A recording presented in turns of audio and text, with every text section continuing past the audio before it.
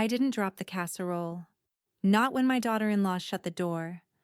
Not even when she said, "Ryan and I don't want you showing up anymore." I just stood there, his mother on the porch I once helped them build, holding the dish I made with his favorite crackers on top. My own son didn't speak. 37 years of raising him, and now I was just someone's mother-in-law at the door. Not family. Not welcome. Just gone.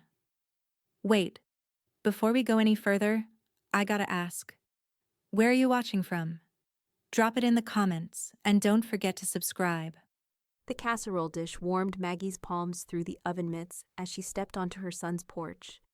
The cheese was still bubbling faintly beneath the foil, its scent a comforting mix of sharp cheddar, rotisserie chicken, and green chilies.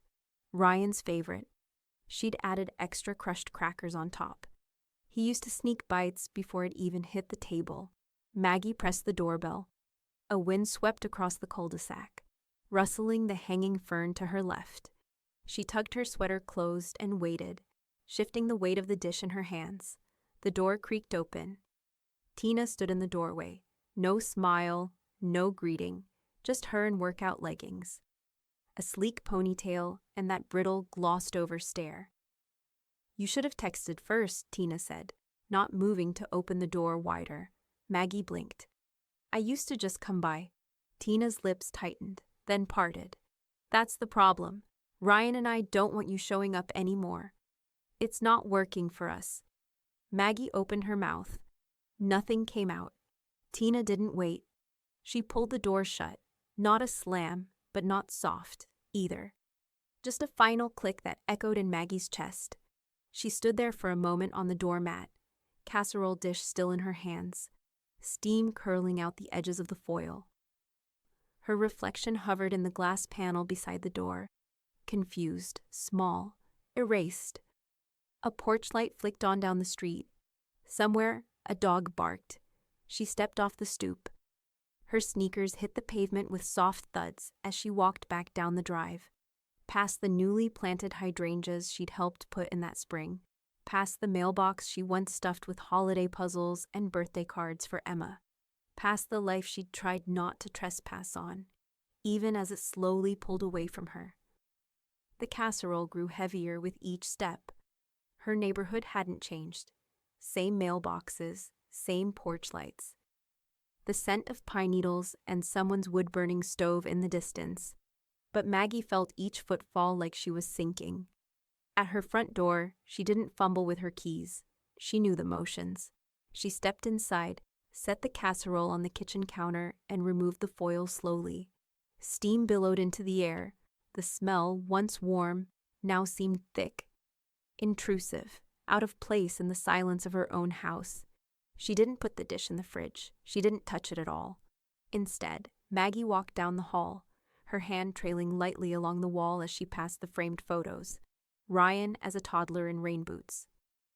Emma at a piano recital, her late husband Harold grilling in the backyard with a beer in hand. She opened the closet at the end of the hallway, reached behind an old quilt, and pulled out the small fireproof safe. Her fingers didn't tremble as she turned the dial. Inside was the binder.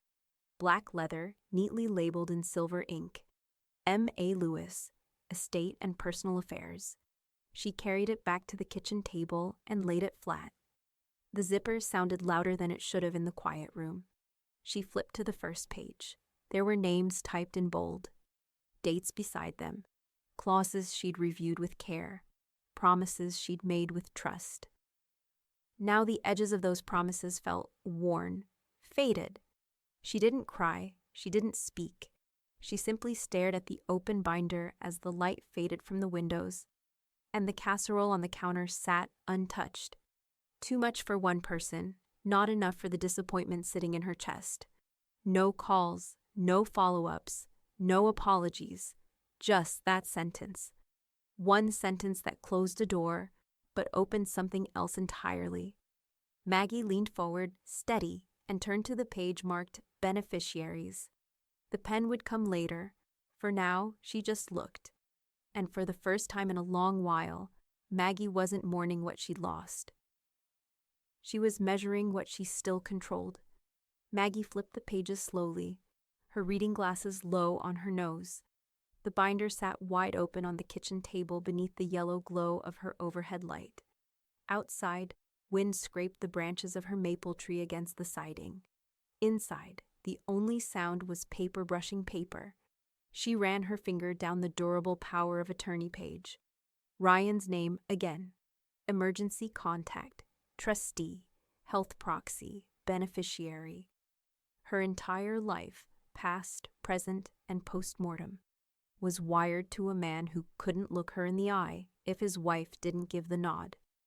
She reached for a notepad and began writing. September 18th, 4:14 p.m. Location: Ryan's porch statement by Tina Lewis.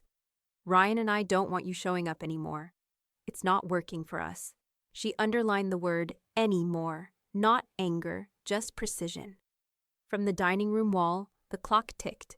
She didn't need to glance at it. Her timing was sharp, always had been. Maggie tore the note from the pad, folded it, and slid it into the binder's front pocket. Her hand paused over her phone. She dialed without hesitation. "Hello," Doris answered, her voice gravelly with age but bright with curiosity. "That you, Mags? Is Julian still in practice?" Maggie asked, no preamble. Doris didn't miss a beat. Still the sharpest pen in Spokane. "Why?" "I need to make some changes."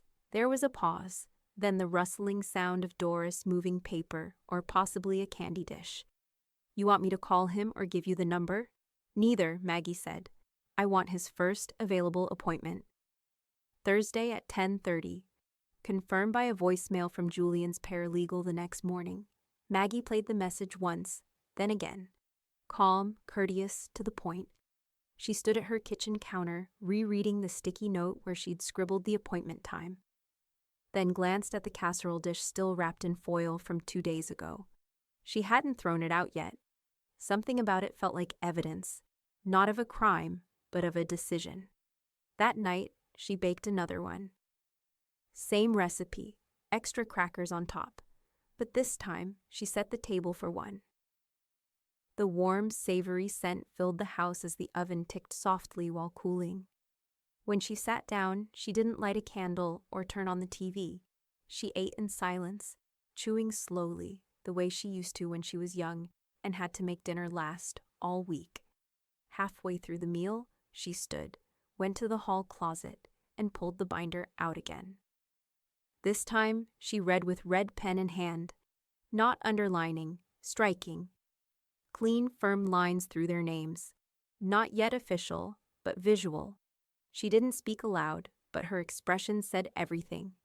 "You closed your door. I opened mine." She printed a second copy of the notepad note, Tina's words in black ink, and placed it beside the appointment confirmation. Then she took a photo of both, just in case.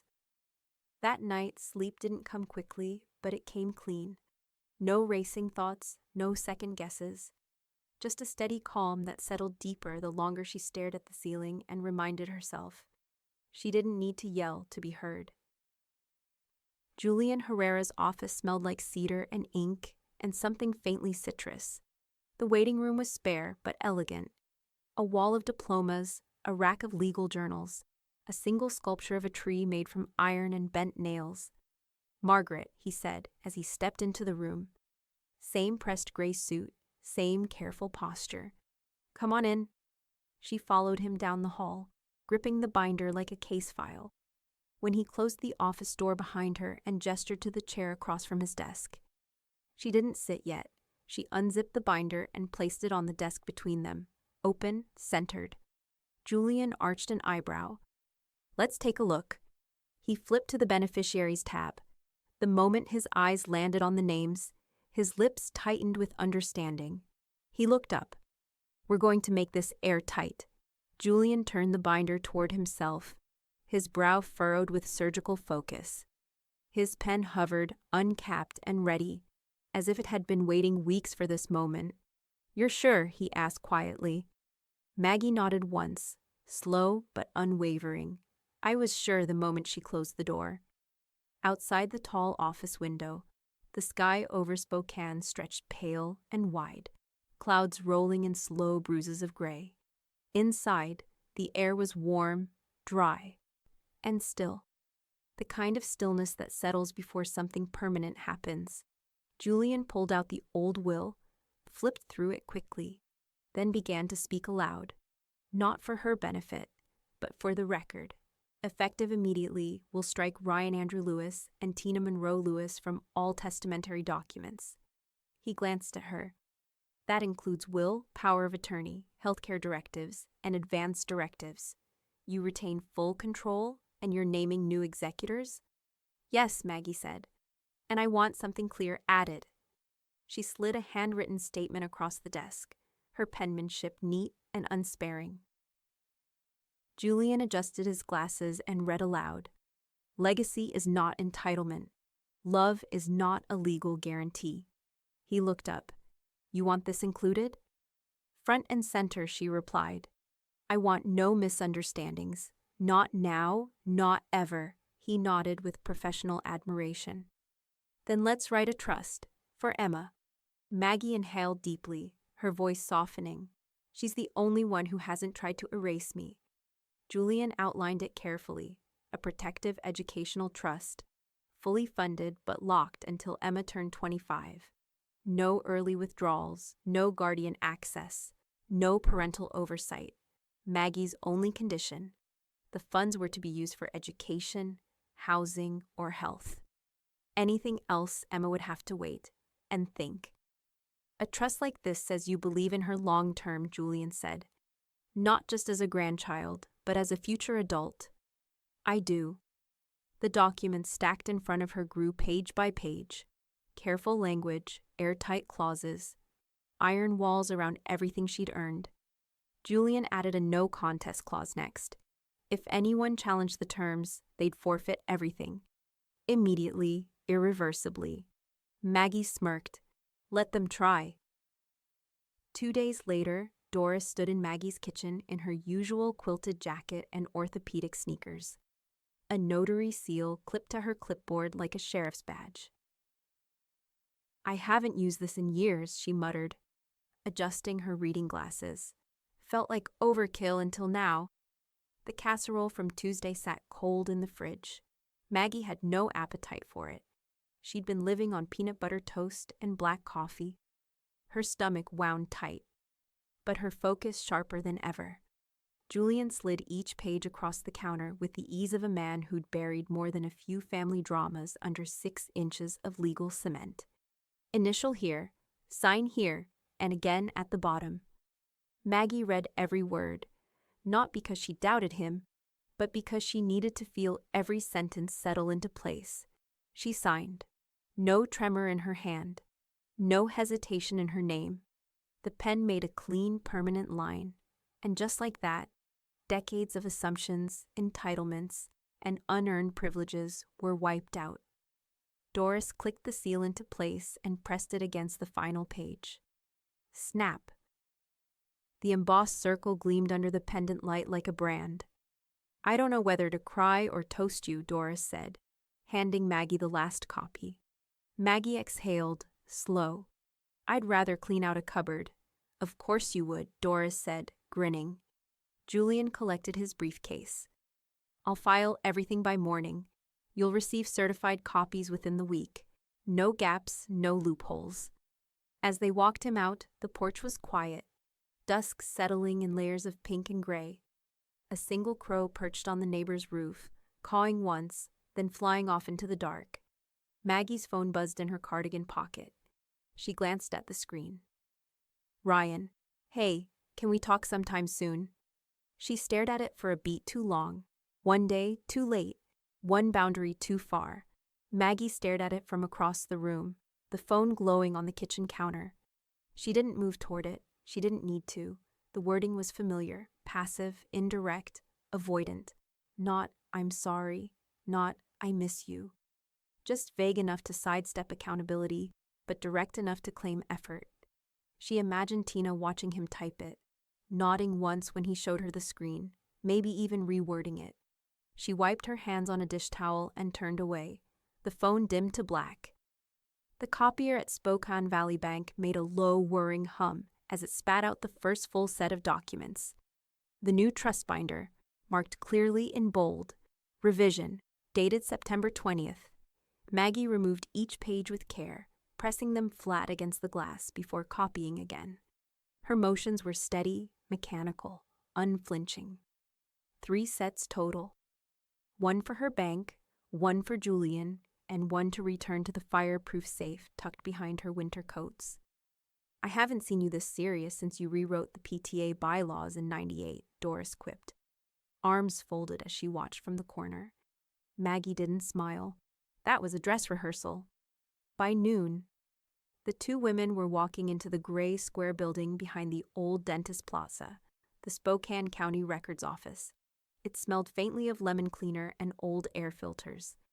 A clerk behind bulletproof glass slid a clipboard under the partition. 3 filings, she asked. Estate, trust, and POA, originals with notarized seals, Maggie said. Doris, already halfway through her mince, leaned close to the glass, and she wants it filed today. The clerk raised an eyebrow, but the documents were pristine, filed, stamped, and sealed. By the time they stepped back into the crisp September air, Maggie exhaled for the first time in what felt like days. Doris handed her a thermos of coffee she'd tucked in her purse. Your hands are cold. They're steady, Maggie replied. That evening, Julian sent over one final letter. A medical competency verification, signed by a third-party physician and co-signed by himself. Just in case they try to say you were under distress or not of sound mind, his voicemail explained. You're now fireproof on every legal front. Maggie saved it in 3 places, on paper in her safe, as a PDF on a flash drive, and uploaded to her encrypted cloud folder labeled After. Then came the digital cleanup. She logged into her retirement accounts and removed Ryan's name. Same with her bank profiles, utility backups, and cloud recovery options. She changed her emergency contact to Doris and updated her healthcare portal to reflect every adjustment. Each click felt like a thread snipped, quiet, invisible, final. On the screen, a blinking cursor asked for confirmation. Remove beneficiary, Ryan A. Lewis? Maggie clicked yes without pause. The screen refreshed. Blank. By Friday, her kitchen table had transformed into a miniature war room, labeled folders, checklists, certified letters, and the old estate binder now retired in a plain box under the dining bench. Outside, the leaves were just beginning to turn. Little flashes of gold and amber like nature's own redlining. She opened the fridge and stared at the untouched casserole, 2 days old now. The crackers had gone soft. The scent no longer carried warmth, only memory. She took it out, peeled the foil back, and quietly scraped it into the garbage disposal. Let it go. The garbage hummed, then fell silent. The house followed suit. And just as she wiped down the sink, the phone buzzed again. Not a message, but a call. A soft ring, unsure. Maggie turned her head slightly, expecting maybe Doris or the pharmacy. But the name glowed, Emma. She picked up on the 3rd ring. Grandma? The girl's voice was small, hesitant. Are you okay? You haven't been over. Maggie held the phone to her ear. Her knees softened slightly as she sat. Something in Emma's voice, that mix of care and confusion, pierced deeper than Tina's smug condescension ever had. I'm okay, sweetheart, she said softly. But her mind was already bracing, because now the real line had been drawn, and Emma was standing on it. Maggie watched the clock as the second hand ticked toward noon. Her dining table was set with 2 place settings, linen napkins folded the way Emma liked, iced tea sweating in tall glasses, grilled cheese crisping on the stovetop. She hadn't used the good plates in months, not since before the door closed in her face. When the knock came, it was gentle. No car pulled up. No voice followed. Just a soft double tap like a secret being kept. Emma stood there with her hoodie sleeves pulled over her hands and her eyes scanning the porch like she wasn't sure she should be there. "You're not in trouble," Maggie said, before the girl could speak. Emma cracked a small smile, stepping inside. "I told Mom I was going to the library," Maggie arched a brow. "Well, technically not a lie. Plenty to learn here." The house smelled like melted cheese and butter, and the soft hum of a jazz record filled the silence that used to be filled with, "When are you coming back over?" and "Can I have one more cookie?" They sat across from each other at the small round table that faced the backyard. The sky was overcast but bright, the kind of weather Maggie always found honest, nothing pretending to be perfect. Emma bit into the sandwich and chewed slowly. "Dad doesn't talk much anymore," she said suddenly. Maggie didn't look up right away. "He never did when it mattered." Silence stretched, but it didn't feel awkward, just real. Emma folded the corner of her napkin again and again. "I think he's scared of her. Not like afraid, just tired." "That's worse," Maggie said. "Fear can wake a person up. Tired makes them sleep through the fire." Emma looked up, her eyes rimmed red, but she blinked it away. After lunch, they walked. The sidewalk cracked in places where the roots had pushed up the concrete. Emma kicked at a loose pebble with her sneaker. "I always liked your neighborhood better," she said. "It feels safe." "It is safe, not because nothing happens here, but because people don't pretend nothing does." They stopped at the edge of a cul-de-sac, where the trees hung low and gold leaves spun in lazy circles. Maggie reached into her coat pocket and pulled out a slim envelope. "What's this?" Emma asked. "A college bond. For you." Emma took it carefully, eyes wide. "Is this real?" "Real enough to help when you need it most." Emma blinked again, this time not out of shyness, but from something heavier. "Why?" "Because I trust you, and I want you to know that trust doesn't have to be earned through silence. You don't have to keep the peace to be loved." Her lip quivered just a bit. She turned the envelope over in her hands, like it might vanish if she held it wrong. "I wish I lived with you," she whispered. Maggie didn't say anything, just reached over and pulled her granddaughter into a side hug, gentle but firm. The kind of hug that said, "I can't take you with me, but I'll fight to make sure you have a map." When they got back to the house, Emma checked the time. "I should go. If I'm late, she'll ask questions." "She'll ask anyway," Maggie said. "But that doesn't mean you owe her the answers." Emma hesitated in the doorway. "Thanks, Grandma, for today. You're always welcome here. You don't need an invitation." Emma left quietly. No door slammed. Just footsteps fading into the sidewalk. Maggie closed the door and leaned against it. Her lungs felt too small for the air inside them. The bond had been sitting in her drawer for years, meant to be part of a larger inheritance. Now it had a new role, not reward, not bribe. Just a signal. You're not alone in this. She poured herself a second glass of iced tea and sat at the table, letting the condensation drip onto her coaster. Her phone buzzed on the counter. One new message. "Tina, please don't manipulate our daughter." Maggie didn't flinch. She didn't text back.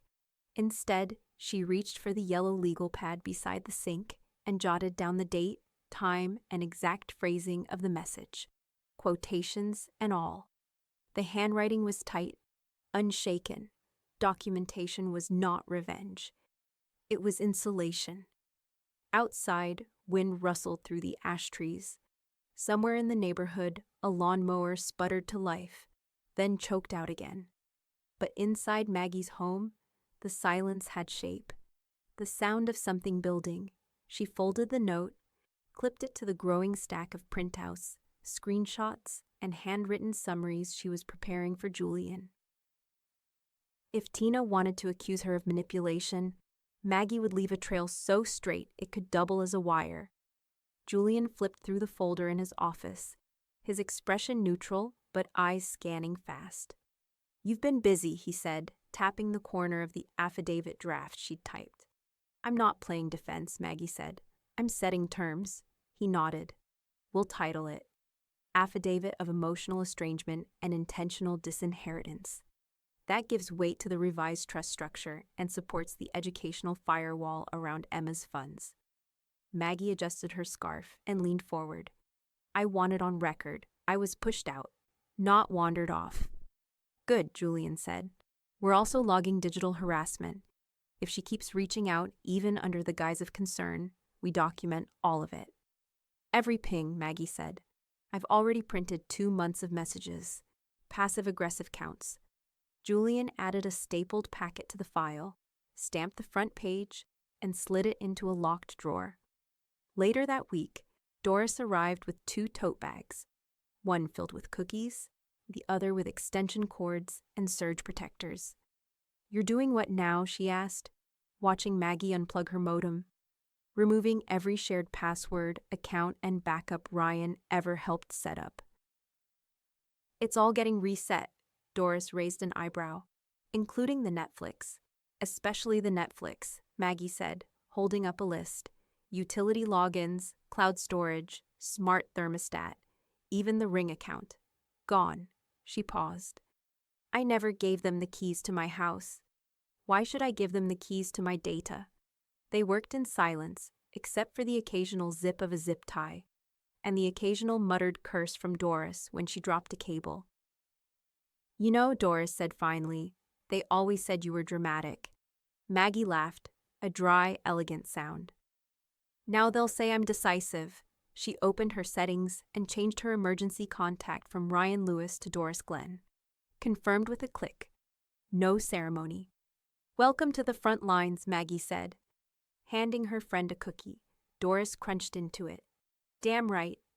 By Thursday, Julian filed the affidavit with the updated POAs and notarized healthcare directives. All new contact points, all airtight. He emailed her the confirmation with the subject line. Completed, filed, and secure. Maggie read it twice. She didn't smile, but something in her chest exhaled.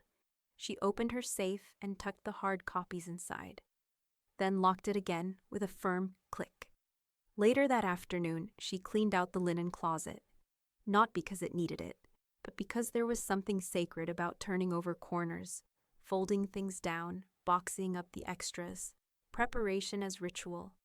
Legacy wasn't something you handed down. It was something you chose where to aim. And Maggie had aimed clean. She made a fresh pot of tea, sat at her desk, and glanced at her inbox. One new email. The subject line stopped her cold. From Tina Monroe Lewis to Julian Herrera. CC Maggie Lewis. Subject: Request for information regarding trust structure. Body: We need to see the trust. We have concerns. Maggie stared at it. No greeting, no signature. Just entitlement cloaked in faux legality. She reached for her phone, not to reply, but to mark it, save it, and archive it. Because the more they reached, the more they'd prove her point. Julian's reply landed like a gavel strike. Subject: Request for information regarding trust structure. Body: As you are not a beneficiary, executor, or legal party to the trust. You are not entitled to any estate documents under Washington law. Further correspondence on this matter will be documented. Maggie read the email twice, then closed her laptop slowly, as if sealing a vault. No smugness, no relief, just confirmation. She could already picture Tina pacing her kitchen in those ice-pink slippers, pressing Ryan to do something, as though legacy were something you could tug back with a firm enough grip. She stood, crossed the room, and opened the drawer labeled End of Life Docs. The folder inside was crisp, untouched since Harold died. Maggie pulled it out and placed it on the dining table. She wasn't done building walls, not yet.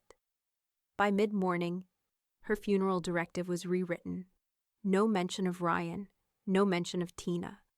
No slideshow of old family photos, no generic Bible verses, no open mic for platitudes. Instead, she requested a closed-door service at a small chapel near the riverfront, the same one where she and Harold had renewed their vows after 40 years. 2 songs, 1 poem, and a bench with her name engraved on it, facing west. She listed Claire, an old friend from her substitute teaching days, as post-mortem executor. Claire still sent Christmas cards with crossword puzzles folded inside. She'd once stood up in a school board meeting and called a vice principal a bureaucratic sponge. Maggie trusted her with the last word. In the living room, Maggie opened the oak cabinet that housed her grandmother's china set. 12 porcelain plates rimmed in blue, matching cups and saucers, each etched with tiny gold ivy. She'd always planned to pass it on to Emma, but the more she thought about it, the more it felt like a trap. Heirlooms tied people to obligation. She didn't want Emma feeling indebted. She wanted her feeling free, so she called the Spokane Historical Preservation Society. "I have a full tea set from the 1930s, she told the woman on the phone. "Perfect condition. My grandmother used to say it was a survival piece. It lasted through 2 wars, 3 children, and 1 barn fire." The woman laughed. "We'd love to display it in our Pioneer Kitchen exhibit." Done. She and Doris spent the afternoon wrapping each piece in tissue and packing them into donation boxes. They worked with music playing low in the background, Doris humming under her breath, Maggie quietly folding the history she no longer needed anyone to inherit. When they reached the sugar bowl, Doris tapped the lid. "You sure about this one? This looks like it's seen secrets." "Too many," Maggie said. She opened the matching tea tin and dropped a sticky note inside. It read, "Not everything needs to be passed down." She closed the lid with a soft click. They both laughed, the deep, relieved kind that doesn't ask for permission. That evening, the porch light flickered on, just as she returned from walking the recycling to the curb. The sunset was curling across the sky in streaks of amber and coral, and for once, the chill in the air felt like something she welcomed, like clean slates had their own weather system. A white envelope waited in the mailbox. No stamp. No return address. Just her name in Ryan's handwriting, careful, slanted, and unmistakably tense. She held it up. The corner was creased, the paper thick. He hadn't typed it. He hadn't emailed. He'd written something by hand, the way he used to scribble birthday cards with smudged crayons and sign his name in uneven letters. For a moment, she just stood on the porch, envelope in hand, as the wind tugged gently at her sleeves. Then she stepped inside, placed the envelope on the kitchen counter beside the cold teapot, and turned off the light. She didn't open it, not yet. The envelope sat untouched on the counter for 2 days. Maggie passed it every morning. Once when she set her coffee to brew, again when she folded the paper into quarters and slid it into the recycle bin without reading. But this one she didn't toss. Not right away, because part of her still wanted to believe it was an apology. On the 3rd morning, she opened it. The paper crackled as she unfolded it. 3 full pages in Ryan's tidy, over-rehearsed handwriting. The first line alone told her everything. "Tina and I have been talking a lot, and we're trying to figure out how to move forward peacefully." Peacefully. The next paragraph was padded with phrases like, "It's been tense lately. You've always been important, and we never meant to hurt you." By the 2nd page, it was clear the letter wasn't about resolution. It was about image, a careful distancing, like someone narrating a breakup they never quite owned. "You've always had strong opinions, and sometimes that can make it hard to have boundaries." Maggie let out a breath through her nose. Not laughter, not anger, something flatter, something done. No apology. No acknowledgement of what had been said at that door. No ownership. Just vague language, folded into long, apologetic run-on sentences, meant to cover silence like wallpaper. She folded the letter once, then again, then a 3rd time. She carried it to the kitchen sink. Pulled a matchbook from the drawer, a cheap one from an old Mexican restaurant Harold used to love. Lit it. The flame rose fast, catching the corner with a low hiss. Maggie held the letter just long enough to see Ryan's name begin to curl, then dropped it into the stainless steel basin. Ash scattered against the porcelain, flakes drifting like gray feathers. Doris walked in through the side door just as Maggie turned off the faucet.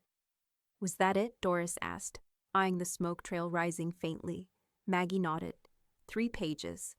"Did it say anything worth saving?" 3 seconds told me it didn't. Doris didn't ask for details. She just reached into her pocket, pulled out a peppermint, and placed it on the counter like a peace offering. Closure isn't always ceremony, she said. Sometimes it's a flame. Julian's update came later that afternoon. All asset transfers complete. Maggie's trust was fully executed. No gaps, no override clauses. Every bank account, brokerage, and insurance beneficiary had been rerouted, all leading to the protective trust in Emma's name. There was no spousal access, no parental loopholes, just a straight line between Maggie's life's work and the one person who'd looked her in the eye and said, "I wish I lived with you." Maggie stared at the confirmation email. The attachments lined up like soldiers. Trusts, deeds, designations, all finalized. She moved them into a secure folder labeled Finals, then clicked her screen off. Emma visited on a Saturday. She brought banana bread wrapped in wax paper and sat on the porch swing beside Maggie, bare knees pulled up into her hoodie. They didn't talk about Tina, or Ryan, or money. They just sat. Eventually, Emma turned to her unprompted. "Thank you," she said, "for never making me feel small." Maggie didn't respond right away. She didn't need to. Instead, she reached out and squeezed her hand. Legacy, she realized, wasn't the stuff you handed down. It was what you made people believe about themselves. And Emma believed she was worthy. That was enough. That night, Maggie logged in to check a delivery notice and made the mistake of opening Facebook, a habit she hadn't fully broken, despite herself. And there it was, a public post. No names, but no doubt. Tina Lewis. Some people weaponize money when they don't get attention. Sad how bitterness outlives love. 12 likes, 1 heart. A comment from someone Maggie didn't know that read, "Sounds like someone needs to get over themselves."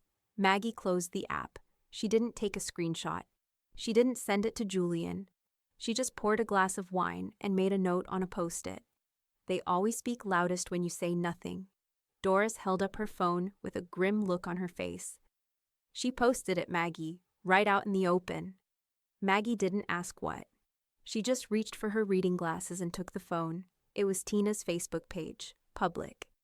Maggie read the words once, then again, without reacting. But Doris was already a step ahead. "I screenshotted it and saved it to our records folder, dated and time-stamped." "Good," Maggie said. "Send it to Julian." Julian added the post to Maggie's posthumous legal file the same day. It would join the affidavits, directives, and digital trail she'd been building since the door closed in her face. "Posts like this help, oddly enough," he said during their call. "It supports a pattern: hostility, antagonism, intent to undermine. Judges notice tone and timing." Maggie didn't respond immediately. Her gaze was fixed on the stack of sealed documents already in her safe, every one of them reviewed, notarized, and filed. "Let them notice," she said. "That's why I filed in the first place." Later that evening, Maggie sat at her desk, soft lamplight catching the gold edges of the stationery. She was writing slowly, not drafting another legal notice, but something personal. A letter to Emma. "You were the light they tried to block. They thought I wouldn't protect you if I didn't speak up. But I did. I just did it quietly. I'm sorry you were made to choose. That wasn't yours to carry. When it's time, you'll know who saw you. Really saw you. And I hope this helps you feel that." She folded it neatly and sealed the envelope. No title. Just Emma. The next morning, Maggie drove across town to the North Spokane Community Center. She met with the director and handed over a certified check, drawn from her personal savings account, not the trust. "This is for the Harold W. Lewis Memorial Scholarship," she said. "Emma Lewis is the first recipient. I don't need a plaque, just a name on file." He nodded, surprised but respectful. "Is there anything specific you want noted?" Maggie thought for a moment, then answered plainly. "That it was given by someone who believed in investing early, quietly." He smiled. "We'll make sure it's handled right." Back home, Julian sent over the final cease and desist notice addressed to Tina, professional, firm, and exact. Public defamation and mischaracterization of private legal matters. Maggie skimmed the letter, then signed her approval. No response required, she asked. None, Julian confirmed. It's not about a back and forth. It's about the record. Maggie nodded. Then let the record speak. She archived the PDF alongside everything else, labeled, dated, and ready. Just after school let out on Friday, the doorbell rang. Maggie opened it to find Emma standing there, hair windblown, backpack half-zipped. Her cheeks were pink, eyes rimmed with frustration. "Can I come in?" she asked. Maggie stepped aside without a word. Emma sat at the kitchen table, still catching her breath. "Mom said, 'You're cutting us off,'" she said finally. "She said you're doing it on purpose." Maggie leaned against the counter, arms folded, the kettle just beginning to hiss behind her. "She said you're trying to hurt us," Emma added. "That you're leaving us out of everything." Maggie reached over and turned off the burner. Then she looked at her granddaughter, really looked. "Emma," she said softly, "there's a difference between disappearing and deciding who's allowed to stay." Emma didn't reply. She just sat there, torn, because she was hearing two stories now, and one of them had finally walked through the front door. The silence between them was thick, not angry, just loaded. Emma sat at the kitchen table, shoulders rounded forward, fingers tracing the rim of her mug without sipping. Her eyes were fixed on the steam, like she was waiting for it to form answers. Maggie sat across from her, calm and composed, hands folded over her own cup of tea, letting the moment breathe before she spoke. "Emma," she began gently, "you're hearing a lot of things right now, and I imagine none of it feels simple." Emma's lip twitched. Not quite a frown, not quite a smirk. "They're saying you've shut us out." "I know," Maggie said, "but I want you to understand something." She leaned forward, her voice low but steady. "There's a difference between love and obligation, between connection and control. What I'm doing, the choices I've made, aren't about revenge. They're about protection, for both of us." Emma looked up, eyes cautious. "You mean protecting yourself?" "No," Maggie said. "I mean protecting you from being pulled into something that isn't yours to fix." Emma sat back, lips pressed tight. "I'm not cutting you off," Maggie continued.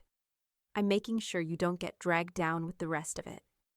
With all the bitterness, the blaming, the guilt trading. That's not a legacy, that's a trap." The girl's shoulders shifted, something between relief and resistance. "They think you're using money to hurt them," she said. "That's all I keep hearing." Maggie didn't flinch. "They think anything they can't control must be an attack." Emma was quiet for a long beat. Then, finally, "I don't want their money." "I know," Maggie said, a soft smile tugging at the corner of her mouth. "You won't get theirs." She reached into the drawer beside her and pulled out a small envelope, sealed in red wax. She slid it across the table. "You'll get mine." Emma blinked at it. "What is this?" "Something I set aside for you. No one else has access. It's not flashy. It's not about the number. It's about knowing you're supported. By someone who sees you clearly." Emma stared at the envelope, then slowly reached out, pulling it toward her like it might vanish if she grabbed too fast. Then she did something she hadn't done in years, maybe since she was 10. She stood and walked around the table, wrapped her arms around Maggie's shoulders, and buried her face against her sweater. It wasn't a casual hug. It was a thank you wrapped in a don't let go. Maggie didn't. They stayed like that for what felt like forever, not saying anything, just allowing the moment to settle where words couldn't go. Eventually, Emma sat back down, wiping at the corner of one eye. "You didn't have to do this for me." "I did," Maggie said, "because you never asked me to." They sat for a while longer, the clock ticking gently in the background, the kettle still warm from earlier. Before Emma left, Maggie walked to her bedroom, opened her writing desk, and pulled out a second envelope, this one labeled carefully, "Emma, to be opened at 25. She tucked it into the bottom drawer of the safe. It wasn't a will, it wasn't instructions, it was something else. A bridge, for a future version of Emma who might one day need more context, more clarity, more closure than a teenager could hold. Maggie closed the drawer and turned the lock. Just as she returned to the kitchen, the phone rang. A name lit up the screen she hadn't seen in months. Ryan. She let it ring once, twice. Then she picked up once. "Mom?" Ryan's voice was thinner than she remembered.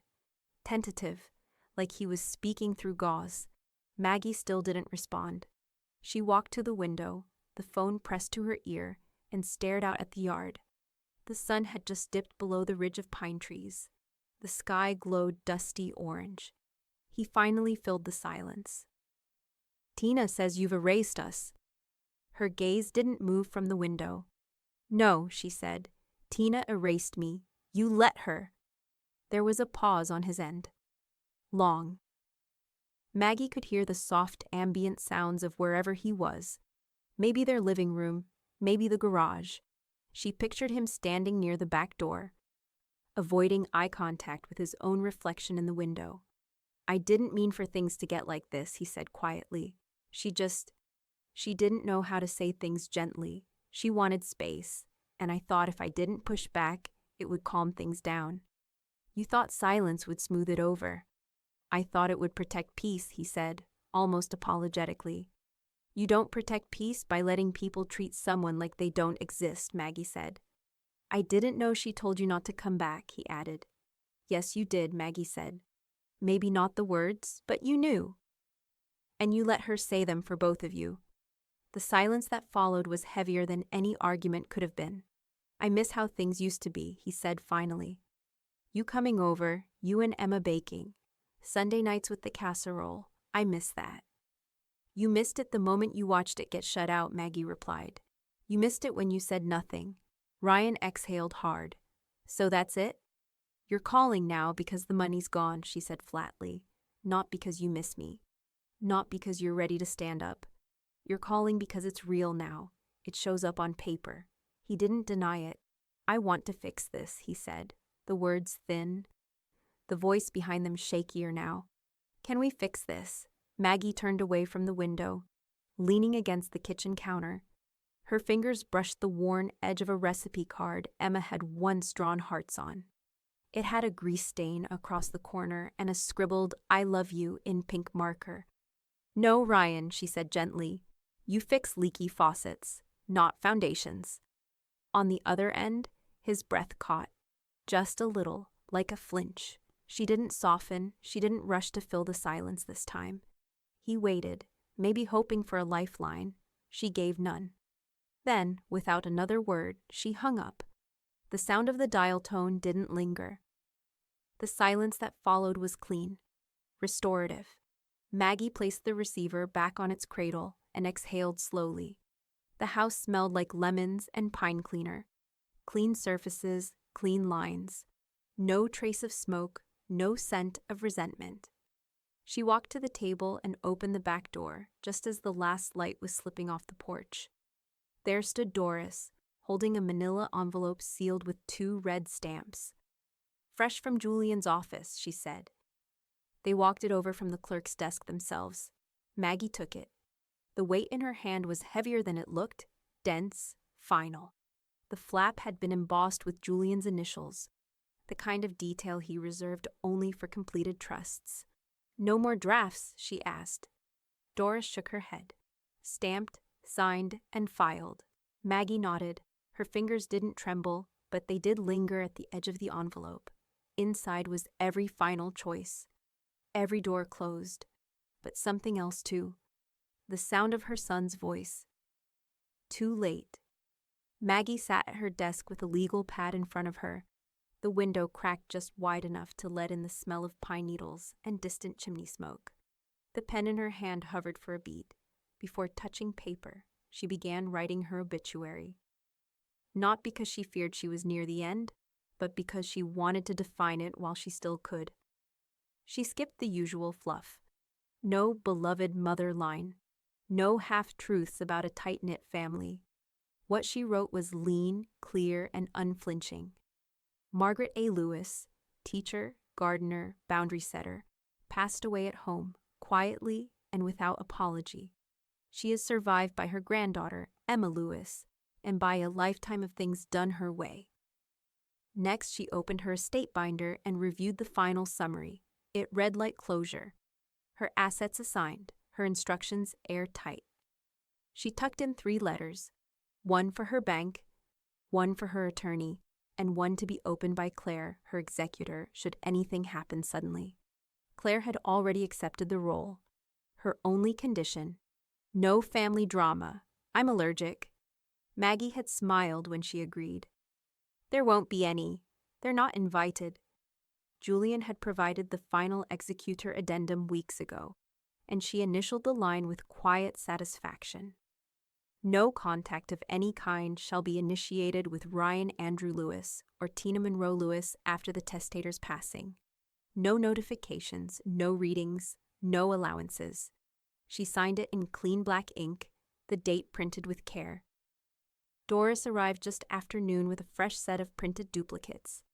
God, this paper smells expensive, she muttered, flipping through the pages. It is, Maggie said. Legacy costs more than revenge.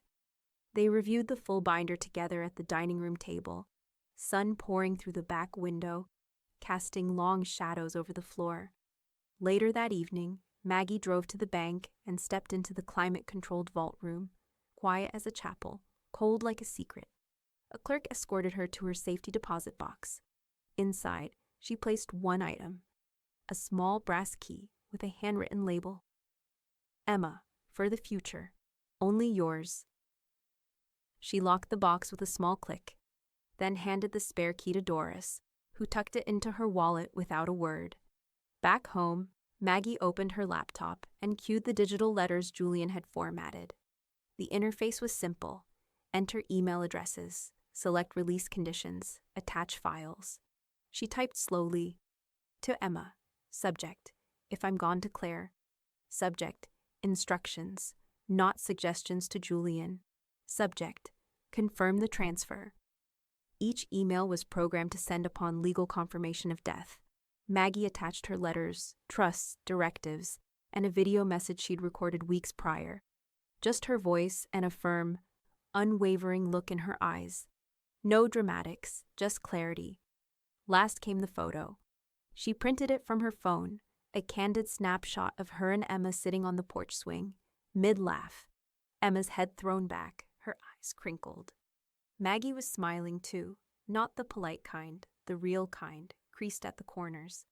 She slid it into the clear sleeve at the front of the binder, replacing the generic title page. This, she murmured, sealing the binder, is what mattered. She placed it back in the safe and turned the lock. That night, while boiling water for tea, a sudden tightness gripped her chest. Not pain, not yet, just pressure.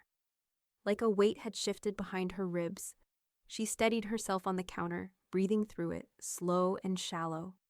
The kettle screeched behind her. Maggie turned it off, but her hands trembled as she reached for a glass of water. Doris, who'd stopped by to return a scarf, found her sitting at the kitchen table, pale and quiet. Hospital, Doris said, already grabbing her purse. Maggie nodded.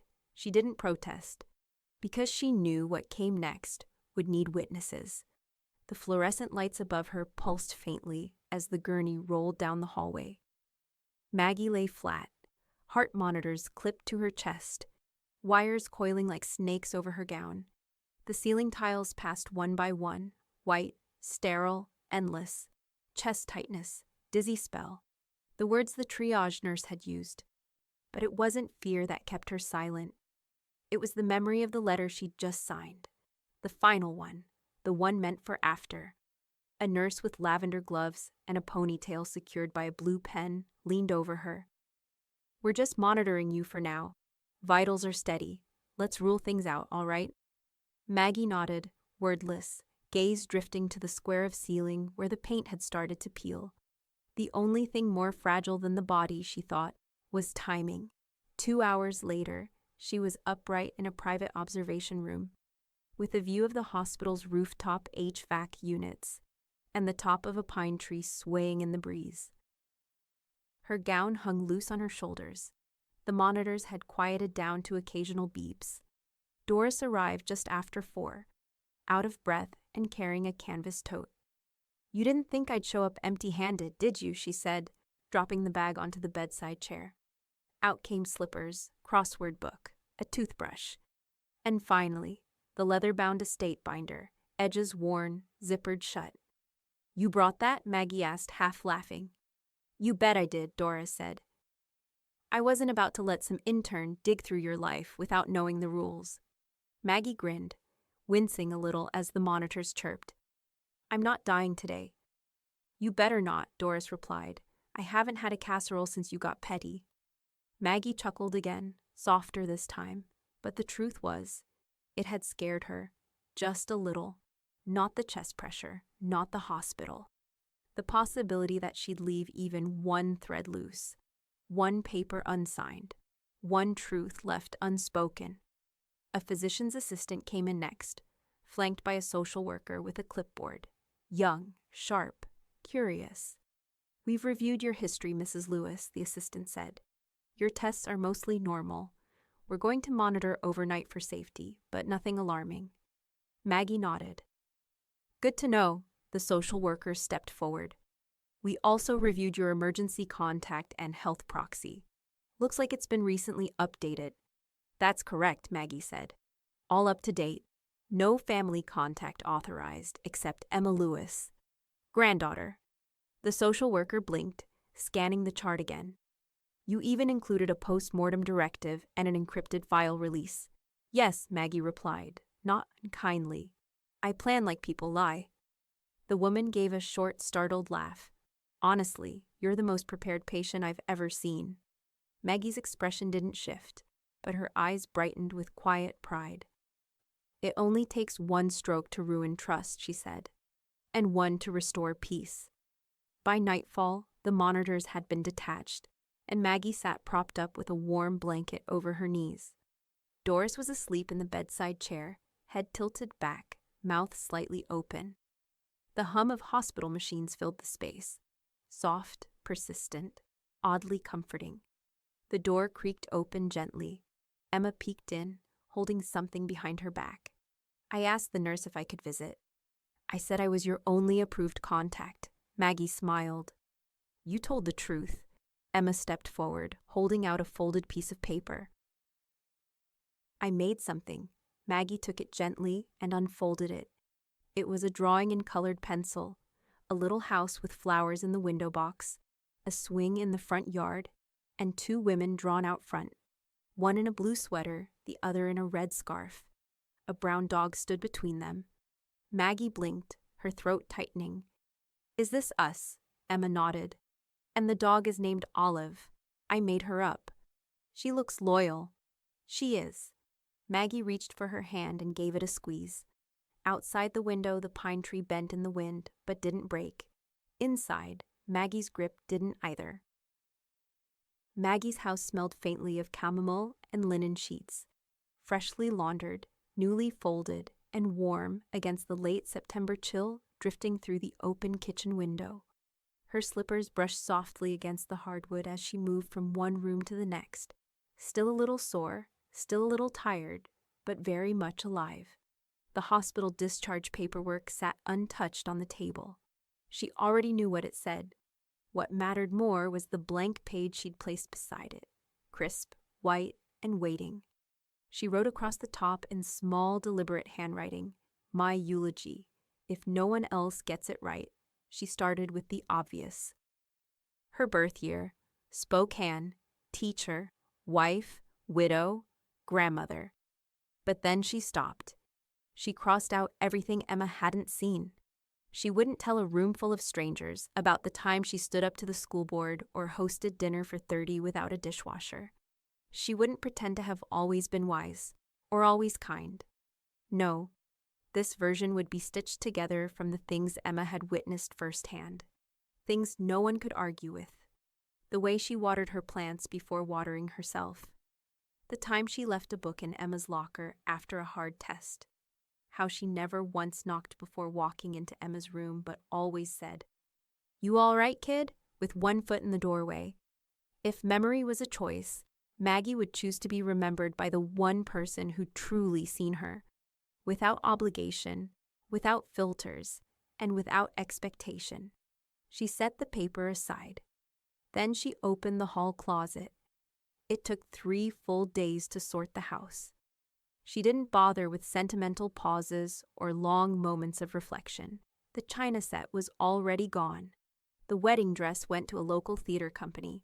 She boxed up Harold's old flannel shirts and left them on the porch for the veteran donation van. Every closet, every drawer, every cabinet was combed through. Labels read, donate, keep for Emma, recycle, trash. No guesswork, no guilt. In the linen closet, she tucked a blue hardbound notebook between 2 folded blankets. Its cover was simple, no title on the front, but the first page was inscribed in ink. For Emma, what you really need to know inside were short entries. 1 per page.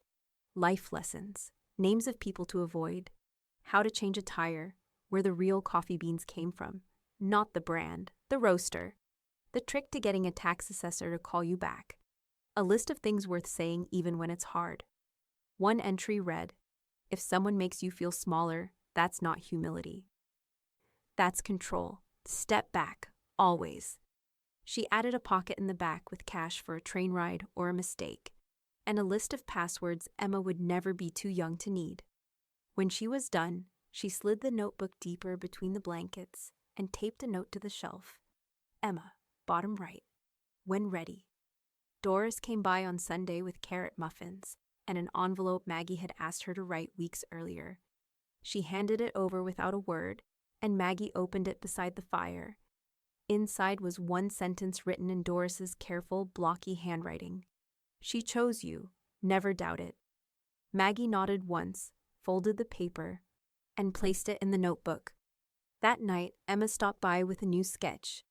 I thought you could hang this in the hallway, she said, a little bashful. It was a new version of the house drawing, but this time there was a window open, a soft light coming out, and a note on the front door that read, Welcome, if earned. They sat in the kitchen, quiet and content. Emma flipped open the guidebook and read aloud from 1 page. Let people earn access, not demand it. Maggie smiled. That's the only line I hope you carry forever. The next morning, Julian's email arrived, just as Maggie was sealing the final envelope. Subject: Final confirmation, all documents filed and enforced. Maggie held the envelope steady as she pressed the seal into place. The wax cooled beneath her thumb. Every choice she made had been printed, witnessed, notarized, and now locked. But what mattered most wasn't what was filed. It was who would find it, and who never would. The metal door hissed shut with a finality that didn't echo. It just landed. Heavy, deliberate, unmovable. Inside the chilled vault of the downtown Spokane branch, beneath artificial lighting and behind 2 separate keys, Maggie stood with a bank officer at her side. She held the leather-bound binder flat in her hands, her fingers steady as stone. Stamped. Signed. Airtight. The officer gestured to the steel drawer pulled halfway out of the wall. When you're ready, Ms. Lewis. Maggie didn't hesitate. She placed the binder inside, spine up, the label facing outward. The words gleamed in silver embossing. Estate Directive, Margaret A. Lewis. She took one last glance at the tabs. All color-coded, all finalized. The beneficiary tab read one name again and again. Emma Lewis. Emma Lewis. Emma Lewis. The health proxy form named only Doris. The executor document listed Claire. And in one section, filed under Removed Revoked, Tina Monroe Lewis, Disinherited No Contest Clause applied. That was the only place Tina's name appeared. Ryan's name was nowhere, not even as a footnote. The drawer closed with a quiet click. Done. Back at home, the late afternoon light slanted across the hardwood floors, warm and golden, catching on the dust that drifted lazily in the silence. The house was still, but it didn't feel empty. It felt intact. Doris was in the kitchen boiling water, the hum of the kettle blending with the soft clink of mugs being pulled from the cabinet. She said she liked the chamomile, Doris muttered. So I figured we'd finish the box in her honor. Maggie didn't ask who she was. She knew. Across the room, her desk sat with one sheet of stationery placed squarely at its center. A pen beside it. Nothing fancy. Just black ink. Just finality. She sat down. Her hand didn't tremble. She wrote one stroke. That's all it took. She folded the note and placed it inside a small envelope marked final words, personal. Then, without fanfare, she slid it into the drawer where Emma's other keepsakes lived. The guidebook, the drawing, the emergency key. No ceremony, just clarity. Outside, a breeze moved through the trees, stirring the wind chimes by the porch. A soft, weathered sound, more memory than music. Maggie stepped out with her tea and watched a single leaf drift from the maple, land on the path, and stay there. It didn't try to float back up. She sat on the porch swing, the warm mug pressed between her palms. Her eyes closed for a long, unmeasured moment. No tension, no regret, just stillness. The door had been shut on her. And for a while, she'd stood on the welcome mat of that loss, trying to make sense of what had happened. But now the story had a closing chapter. Not a tear-streaked plea or a grand reconciliation. Just a simple, honest ending. Filed, stored, and sealed with legal ink and intention. The door had closed. So did the page. Inside, Doris pulled the kettle off the burner, poured 2 cups, and called through the screen. Maggie, you want lemon in yours? But Maggie didn't answer immediately. She was still sitting, the breeze brushing through her hair, her eyes fixed on nothing in particular. Just the wide stretch of sky. Eventually she rose, stepped inside, and picked up the pen one last time. She wrote Emma's name on the outside of the sealed letter and tucked it back where it belonged. Doris passed her the tea without a word. They clinked mugs. No toast, no final speech. But Maggie smiled faintly as she sipped, then glanced down at the counter, where her note sat in the small ceramic tray reserved for important things. The ink was still wet, and beneath it, the words were plain. My daughter-in-law said, "Your son and I don't want you showing up anymore," so I erased them both in one stroke.